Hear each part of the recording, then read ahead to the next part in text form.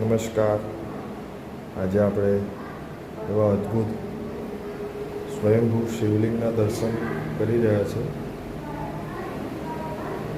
જે વ્યાસેશ્વર મહાદેવ તરીકે ઓળખાય છે, જે બિલકુલ નર્મદાજીના તટ પર આવેલું છે.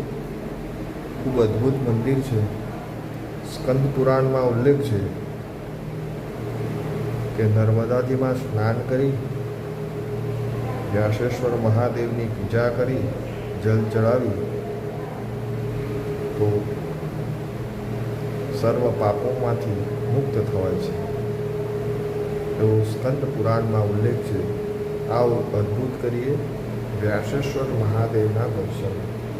જય જય વ્યાસેશ્વર મહાદેવ.